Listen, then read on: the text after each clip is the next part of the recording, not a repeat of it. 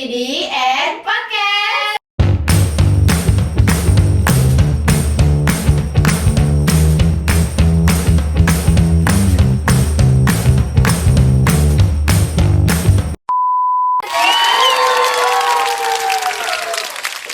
Sebelumnya kita bakal perkenalan dulu karena pepatah mengatakan tak kenal maka tak sayang. Maka perkenalkan, nama saya Milanda Fajria dari angkatan 24. Dan saya Audrey Syabila dari angkatan 24.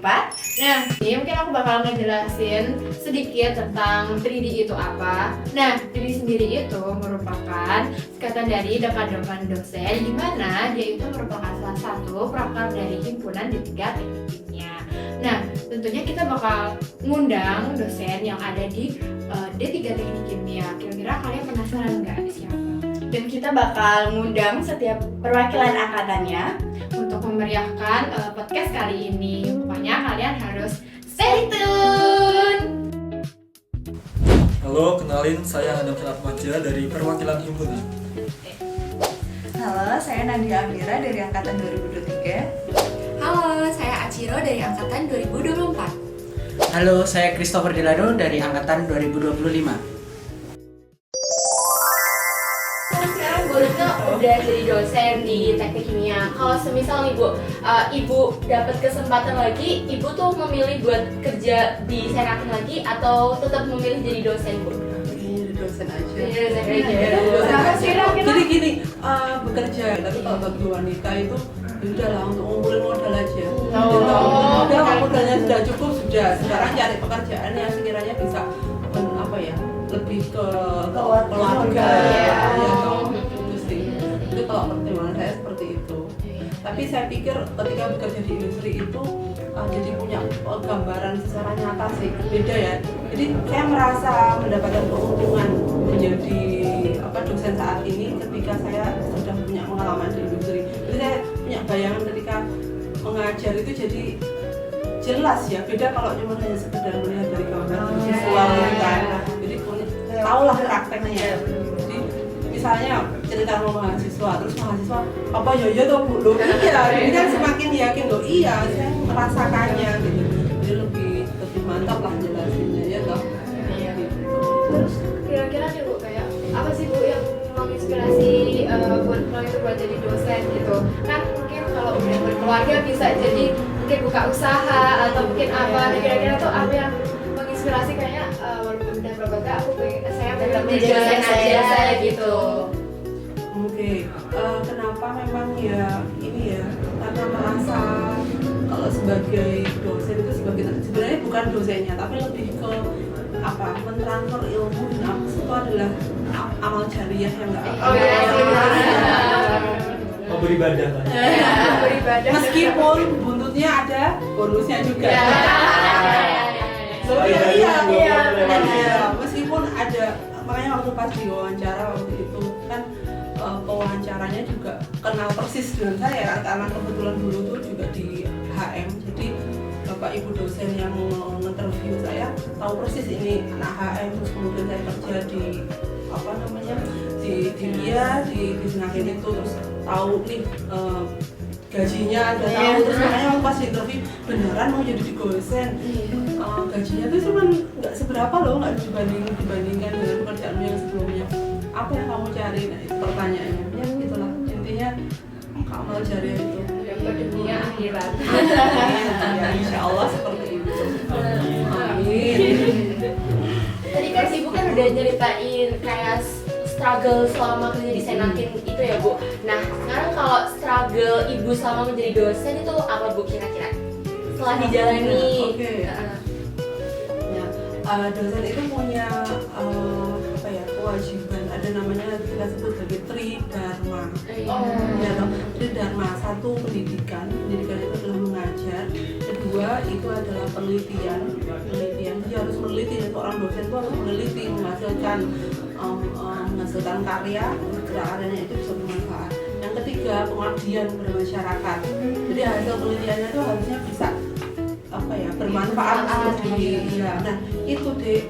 Nah standarnya adalah setiap semester harus melaporkan itu.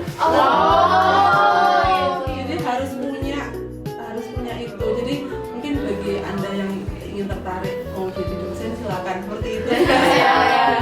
Spoiler ya. Jadi kayak misalnya pendidikan berarti harus mengajar kan, selain mengajar nggak hanya mengajar ya, berarti kalau misalnya mendidik terus kemudian kaitannya sama memberi nilai, koreksi itu ya, itu kalau dibilang 24 jam itu saya rasa kok waktunya Kurang lama ya Bu. waktunya ya. Terus harus bagi lagi dengan itu tadi ya, meneliti, melakukan penelitian juga. Nah kalau bekerja sendiri nggak akan bisa ya, jadi saya punya tim penelitian juga, jadi dibantu oleh mahasiswa, jadi kita bersama-sama. Terus juga untuk pengabdian juga ada timnya juga, artinya setiap periode semester itu harus melaporkan. Itu kalau nggak melaporkan ya kayak Anda tidak melaksanakan tugas, jadinya 0, jadi kayak kinerjanya 0, itu tuh nggak baik. Nah kalau kinerjanya 0 itu jadinya lah Anda bukan dosen. Sebagai dosen itu harus dharma dan itu wajib. Jadi bukan pilihan ya, tapi itu wajib ada. Dan apalagi buat tulisan, buat nulis deh. Padahal tahu sendiri kalau mau nulis deh harus konsen ya, jadi harus konsentrasi. Padahal berapa kali saya mau bimbingan, pecah lagi. Misalnya teman-temannya Hanam, Bu saya mau berkonsultasi terkait kegiatan HM. Pecah lagi. Distract lagi ya Bu. Iya, dibilang pengalamannya. Terus kalau pengalaman Ibu nih kayak mungkin cerita dari dosen kayak sekarang jadi prodi. Ya itu Bisa diceritain mungkin Bu perjalanannya, kisahnya. Oke, kalau menjadi korporat itu saya pikir ini kenapa kok saya sekarang jadi korporat, tak pikir karena kok nggak ada orang lain. Ini kebetulan pada sekolah semua ya, mungkin gitu loh kayaknya ya. Terus yaudah siapa kayaknya karena mungkin Bapak Ibu dosen sadar terhadap amanah menjadi seorang korporat itu besar, sehingga pada yang senior itu pada udahlah yang muda gitu.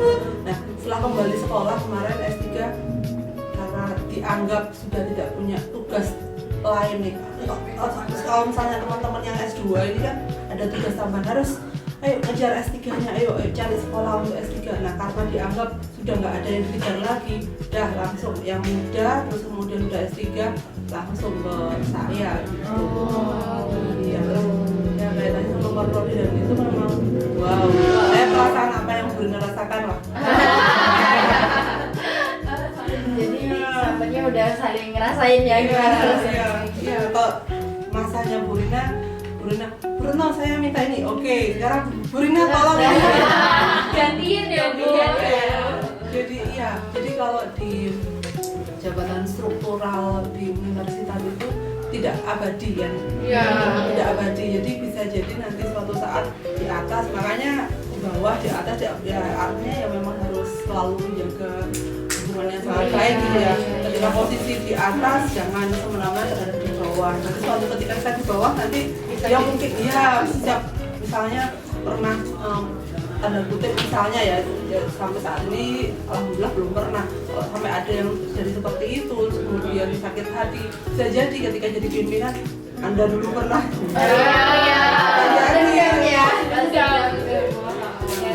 ya enggak juga, dan kita orang baik-baik. Kenapa? Ya kamu senyum aja, nggak tanya sama saya. Ya, kalau misalnya Ibu selama mengajar itu ada nggak sih kriteria mahasiswa yang Ibu senengin, bikin Ibu jadi semangat ngajarnya gitu? Semangat ngajar Bu. Semangat nih ngajar anak ini. Iya, saya selama ini saya senang sama mahasiswa saya karena saya melihat anak-anaknya termotivasi. Tapi kalau melihat fenomenanya saya pikir kok saya pikir kurang lebih sama, bahwa pas saat di awal itu semangat, tapi giliran sudah diberikan materi karena faktor konsentrasi sudah berkurang, terus sudah mulai capek sehingga mulai menurun.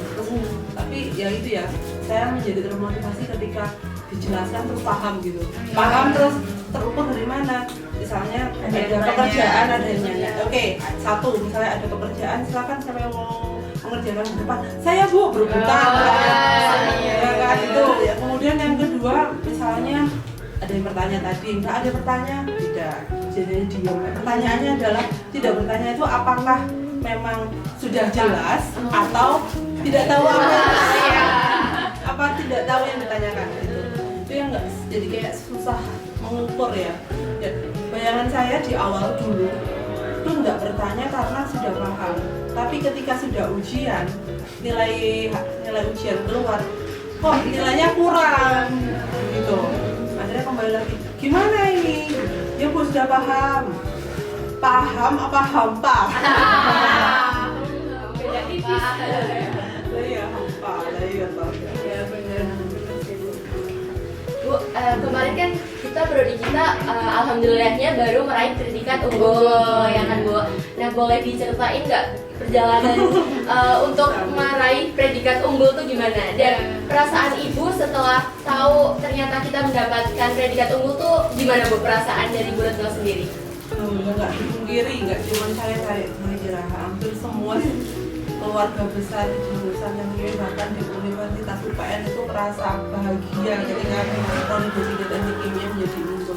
Kalau sudah diceritakan perjuangan D3 Teknik Kimia itu luar biasa ya. Kami berdirinya D3 itu dari 2007.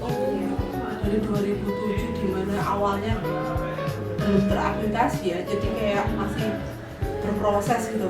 Terus kemudian lama-lama semakin baik C, dan itu akreditasi C terus D. Coba bayangin ini berapa tahun ya? 2007 sampai berapa saya nggak lupa ya. Itu baru B itu tuh ke saatnya Bu Susanti Rina menjabat yang terakhir kemarin itu 2022 ya. Lama ya Bu. Ya kan? Harus panjang kan. 2022 terus kemudian sebenarnya kan akreditasi itu hitungannya per 5 tahun 5 tahun berubah, 5 tahun berubah. Nah pas saat Bu Rina keluar akreditasinya menjadi baik sekali. Jadi kalau C itu adalah baik, kalau B itu baik sekali. Nah ketika berubah menjadi baik sekali di tahun 2022 itu tuh kita melihat bahwa itu sebenarnya bisa loh kalau kita itu iya. Nah makanya pas saat tahun 2023 ya kita coba 2023 atau 2024 harusnya due date-nya kapan lah habisnya 22 itu 2027 ya makanya di akreditasi sertifikat itu tertulis berakhirnya 2027 tapi karena dukungan ini ya dukungan dari pihak universitas untuk support ayo D3 Teknik Kimia melakukan reakreditasi. Jadi kan harga berakhir 2027. Kalau kita baru mengajukan akreditasi maka kita sebut sebagai akreditasi. Tapi karena kita mengajukannya di 2024, berarti namanya reakreditasi. Gitu. Nanti dengan dukungan semua pihak, saya pikir jadi keberhasilan itu karena dicapai oleh semua pihak sih, dukungan luar biasa dari semua pihak.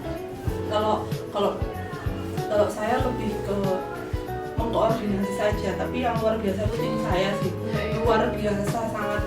Maksudnya salah satu contohnya adalah dukungan dari mahasiswa ini ya, HM ya, dari HM yang untuk support kaitannya dari sisi mahasiswa dan kemudian, jadi artinya akreditasi itu adalah predikat yang dicapai oleh semua pihak, dari sisi mahasiswanya, dari sisi alumninya, dari sisi dosennya, dari sisi usernya juga, pimpinan yang pimpinan dari alumni yang bekerja gitu.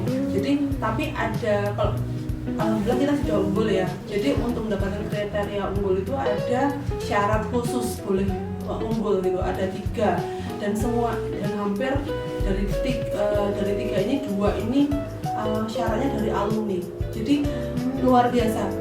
Jadi satu syaratnya supaya bisa unggul adalah lulusan atau alumni yang bekerja mendapat pekerjaan itu 0 tahun itu seberapa banyak.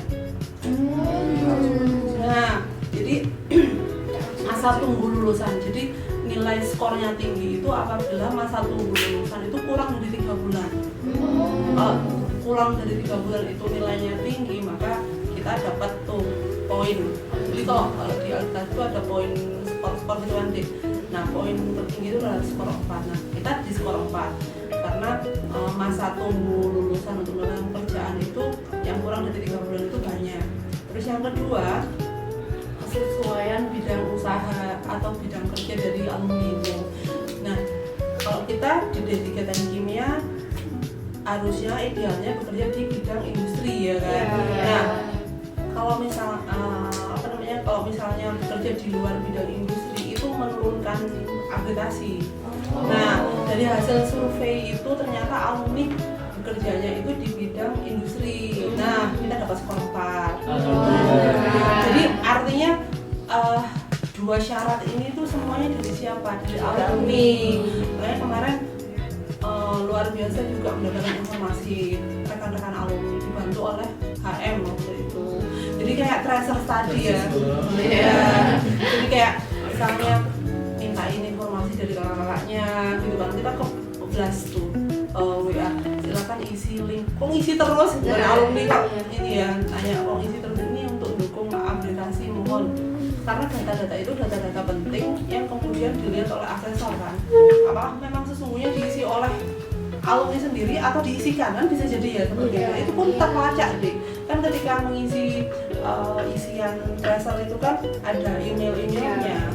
Kalau misalnya terisi oleh misalnya ya kita mau buat ya akan ketahuan. Artinya kan kita memang data valid lah ya, data seluruhnya. Kemudian yang ketiga syarat unggulnya adalah dosen pengajarnya itu, kalau kami itu ada namanya jabatan fungsional, itu minimal itu di rektor kepala itu ya kegiatan-kegiatan yang kegiatan itu bisa support untuk poin-poin akreditasi. Kalau saya kan hanya melaporkan. Ya. Jadi kalau akreditasi itu adalah penilaian 4 tahun sebelumnya. Misalnya saya majukan tahun ini, berarti yang dinilai adalah 4 tahun sebelumnya.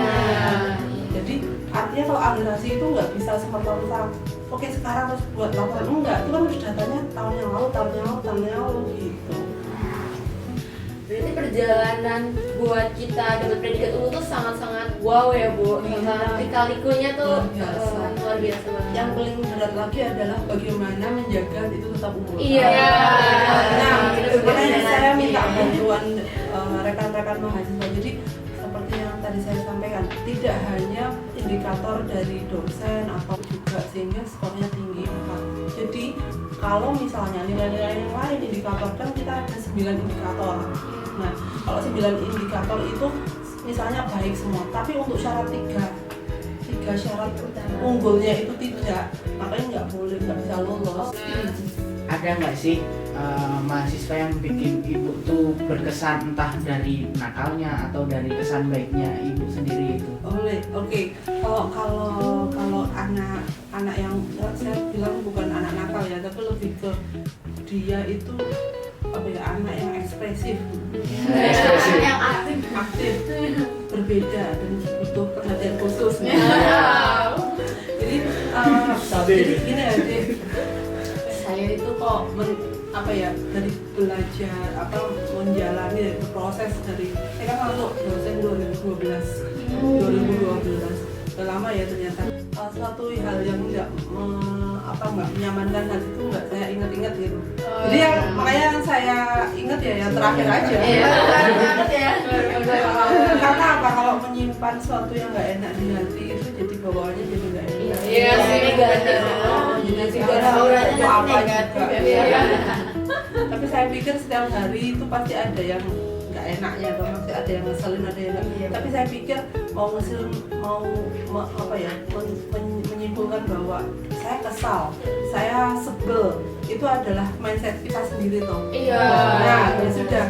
Kalau saya lebih memilih tidak seperti itu. Maksudnya nggak usah lah.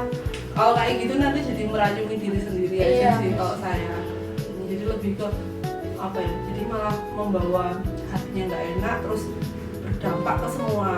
Kayak misalnya saya contohnya ini sama Hanam tadi, terus kemudian jadi jengkel misalnya, terus saya jadi menyimpulkan berarti anak HM tuh kalau janjian itu kayak gini, udah nanti kalau Jovan gitu, Jovan padahal Jovan tidak seperti Hanam, padahal terus mencoba memahaminya itu adalah berpositif thinking aja. Kalau misalnya supaya nggak jengkel ya, oh mungkin karena ada kegiatan lain. Nah saya positifnya gitu, si Hanam ada kegiatan di hari Jumat kan Nam, ada kegiatan di sana. Terus Hanam kan ketua HM, pasti ribet gitu pikirannya. Jadi melupakan saya. Ya, padahal iya Bu, nanti saya kesini lagi Bu. Nah, iya tak tunggu. Terus udah akhirnya terjadi miskomnya kok kenapa saya nggak WA juga. Saya cuma ya sudah, ini Hanam sudah janji ya pasti akan kesini. Saya sudah percaya itu, makanya. Tapi kembali lagi, ya sudah saya berpositif thinking bahwa Hanam itu lagi sibuk di ruang ALD sampai malam. Ya sudah saya pulang akhirnya. Berarti semalam nggak ketemu. Iya, nggak ketemu. Ya sudah gitu ceritanya. Terus intinya gitu. Jadi kayak sesuatu yang nggak menyenangkan hati itu kalau saya ingin share ke adik-adik semua, jangan disimpan. Itu jadi kayak apa? Kayak buah terus nyimpen busuk, busuknya jadinya luas gitu ya. Jadi seseorang itu kalau punya aura positif itu akan menyebar positifannya ke sekeliling. Tapi kalau punya aura yang negatif juga akan ke sekeliling juga. Iya. Ya enggak? Iya, setuju banget Bu. Iya, makanya nggak usah yang negatif lah. Untuk apa? Iya. Baik, kita udah di waktu akhir pembahasan ini. Mungkin dari Ibu kayak apa namanya pesan yang bisa diambil dari pengalaman Ibu pas dulu masa kuliah kerja di industri terus habis itu sekarang jadi dosen, sekarang mungkin pesan dan pesannya Bu. Pesan dan pesannya menjadi sosok sekarang atau pesan dan pesan untuk kalian? Keduanya. Untuk penutup ini. Iya. Gimana ya? Dari sisi kehidupan saja, bahwa manusia hidup itu pasti punya dinamika. Iya. Nah, dinamika itu kita harus sadari bahwa dinamika itu bisa naik, bisa turun, bisa susah, bisa senang, bisa rumit, bisa apa? Bisa longgar gitu ya. Jadi kita harus nikmati itu semuanya proses untuk menuju kematangan dan kedewasaan kita. Nah, ketika seseorang itu sudah terbiasa dengan suatu tekanan atau beban, saya pikir itu akan mendewasakan dan akan menjadikan dia sosok yang lebih istimewa. Jadi ketika Anda sebagai mahasiswa punya masalah di level Anda, misalnya tugas, misalnya apalah ya, semua di level Anda, maka jalani dan nikmati dan bahagiakanlah hatimu dengan nikmati itu, dengan kesulitan-kesulitan yang Anda nilai sebagai suatu hal yang negatif atau yang kurang memberatkan Anda. Tetapi yakinlah bahwa ketika sudah melewati itu semua, Anda akan merasa bahagia dan lega, dan ternyata Anda bisa menilai bahwa ternyata bisa melewati itu semua dan tidak seburuk itu. Tidak seberat itu dan tidak seburuk itu. Itu aja sih. Ya, mungkin itu jadi fokus. Mungkin buat podcast kali ini bersama Ibu mungkin sampai sini. Kalian harus tetap nonton mungkin buat podcast berikutnya ya. Terima kasih. Terima kasih. Terima kasih semuanya. Sukses semuanya. Terima kasih.